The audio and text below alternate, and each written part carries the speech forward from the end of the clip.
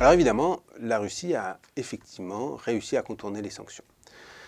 Il y a deux types de contournement et il est important et utile qu'on s'y arrête et qu'on y réfléchisse à deux fois. La Russie, on l'a dit, a subi une perte de commerce, notamment vis-à-vis des pays occidentaux qui ont émis des sanctions. Le commerce a chuté de 10 à 15% en 2014 et puis plus récemment en 2020 a été divisé par 3.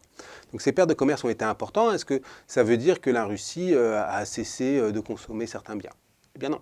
Évidemment, la Russie a continué à consommer ses biens et simplement, ils se sont reportés vers d'autres fournisseurs, soit sur le marché local, soit en faisant appel à des fournisseurs de pays neutres ou amis.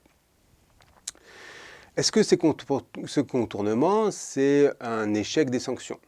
Eh bien non, évidemment pas. Pourquoi? Parce que c'est exactement l'effet recherché. On ne peut pas espérer, sauf lorsque des sanctions visent quelques produits très spécifiques, où il n'y a que quelques producteurs dans le monde qui peuvent les fournir, on ne peut pas espérer que les sanctions interdisent tout le commerce et la fourniture de biens. Évidemment qu'il va y avoir du détournement. Si je suis empêché d'importer un produit en provenance d'un pays, je vais trouver d'autres fournisseurs. Le point important à garder en tête, c'est que pour autant, ce contournement, il n'est pas gratuit. Il n'est pas gratuit parce que contourner le commerce en faisant appel à un autre fournisseur, ça veut dire quoi? Ça veut dire qu'on a renoncé au fournisseur qu'on avait choisi a priori, et qui a priori était le meilleur, et qu'on va s'adresser à un fournisseur qui est un autre, et qui a priori est moins bon. Moins bon parce qu'il produit de moins bonne qualité, parce qu'il produit des biens qui ne correspondent pas exactement à mes besoins, parce qu'il est plus cher. Et donc ce contournement, il a bien un coût. Donc évidemment, contourner le commerce en faisant appel à son économie nationale ou à d'autres fournisseurs, ça a un coût et c'est exactement ça, quand on mesure les pertes de bien-être qui sont associées aux chutes de commerce liées aux sanctions, c'est exactement ça qu'on mesure. C'est le coût à contourner le commerce. On le comprend bien avec ce que nous, on a subi en Europe au même moment, avec l'arrêt des importations de gaz russe. La guerre en Ukraine et les sanctions, à la fois du fait de l'Europe et du fait de la Russie, ont interrompu la fourniture de gaz qui nous venait de Russie. Pour autant, est-ce qu'on a manqué de gaz? Non, on a eu autant de gaz, suffisamment. Pourquoi? Parce qu'on a fait appel à d'autres fournisseurs, la Norvège, les États-Unis, l'Algérie, etc. Mais est-ce que c'était gratuit? Non.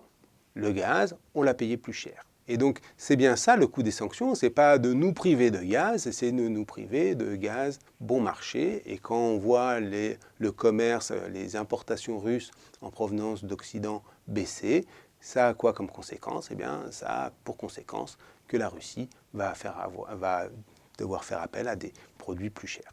Donc ça, c'est le premier type de contournement et c'est bien important de le comprendre. Le deuxième type de contournement, il porte sur les sanctions qui sont les sanctions smart, les sanctions ciblées, celles qui visent quelques entreprises. Alors là, les sanctions, elles visent à porter préjudice à une entreprise parce qu'elle est jugée soit stratégique pour le complexe militaro-industriel du pays, soit parce qu'elle est proche du pouvoir ou détenue par des gens qui sont proches du pouvoir et donc on veut faire mal à ces gens-là.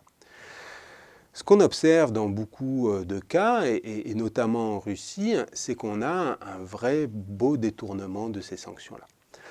En Russie notamment, on a une étude importante, en réalité des études, qui montrent que les entreprises qui ont été ciblées par les sanctions européennes en 2014, eh bien, elles s'en sont très bien tirées. Elles se sont même mieux tirées qu'auparavant, c'est-à-dire qu'elles ont, comparé aux autres entreprises du secteur qui, elles, n'ont pas été mises sous sanction, eh bien, elles ont augmenté en taille, en emploi, en quantité de capital, en investissement, etc.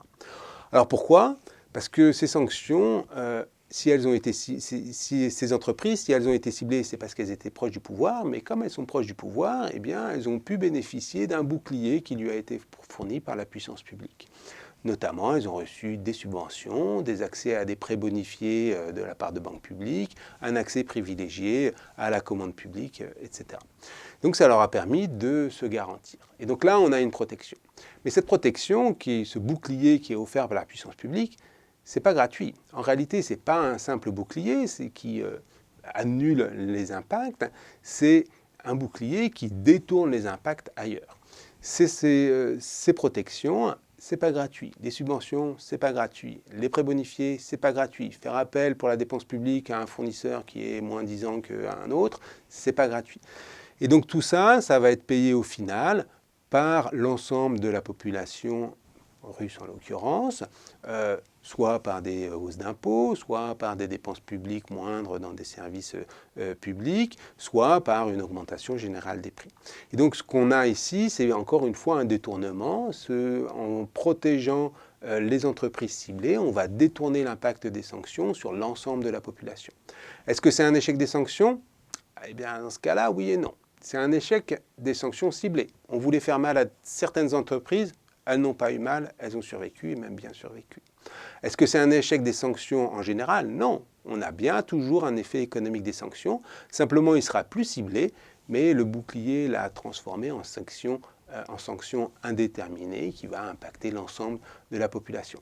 Et donc, comprendre la forme de contournement des sanctions, à la fois pour les sanctions commerciales comme pour les sanctions ciblées, c'est un enjeu extrêmement important pour évaluer les conséquences des sanctions, les conséquences économiques, savoir qui sont les gagnants et qui sont les perdants, surtout qui sont les perdants, parce qu'il n'y a pas beaucoup de gagnants dans ces affaires-là, et en déduire quelles pourront être les conséquences politiques de ces sanctions.